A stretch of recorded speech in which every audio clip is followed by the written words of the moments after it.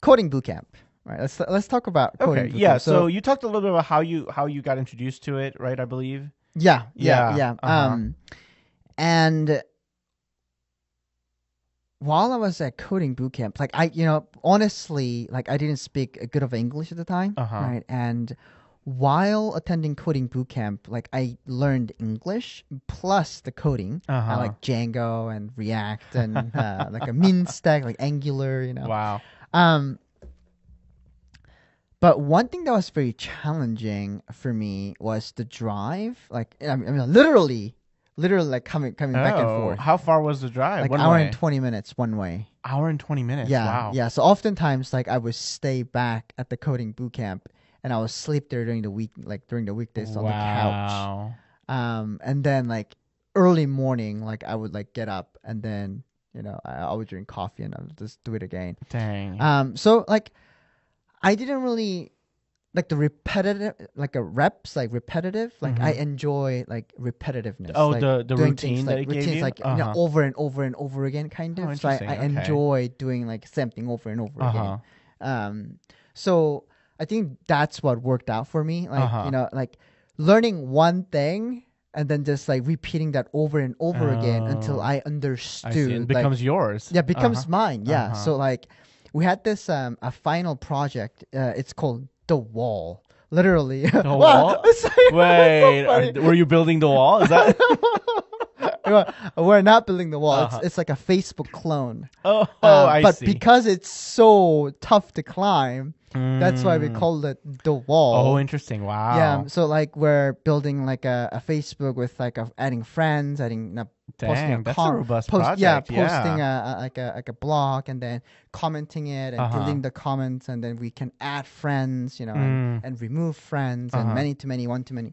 So all these kind of good things. And sure, I didn't pass it, like I didn't do it the first time, but after doing over and over and over and over again, like I got the concept, like I really enjoyed it. Like I really enjoy doing those kind of things.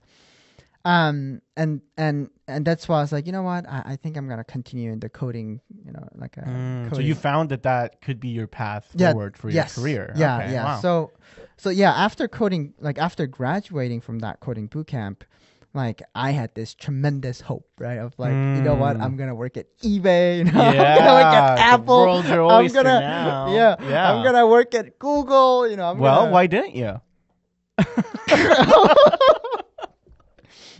Nobody accepted me. Aww. So I would. Here's what happened, right? Right after graduating coding bootcamp, like I was sending my resume and a cover letter to like eBay, PayPal, Google. Yeah. Like all of these like big like Fortune 500 companies. Right? Yeah. And then as a backup, like I would put in all these startups. Yeah. Startups, like I would like put in startups, and I would have like an interview.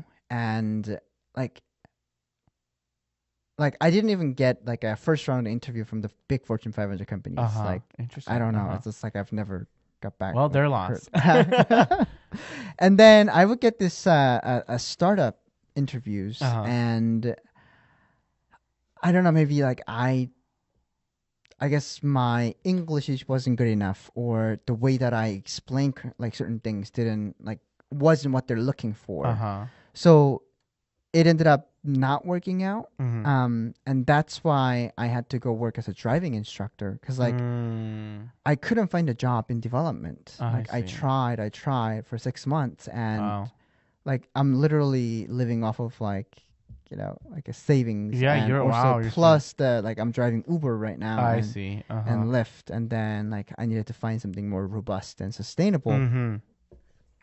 So I ended up working for this driving instructor school.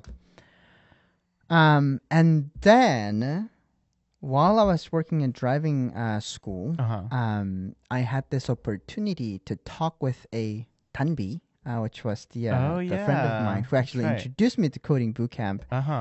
And she invited me to Liberty in North Korea gala. That's where where Link comes in? That's right. Link in 2017. So I was like, ooh, let me check it out.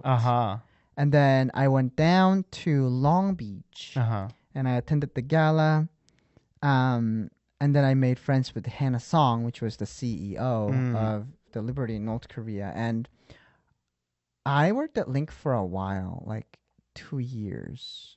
But you started, so you got introduced to CEO, and I know that your first role there was a IT intern. Okay, that's so right. How did that job come about? Did just Hannah just offer you the job, or?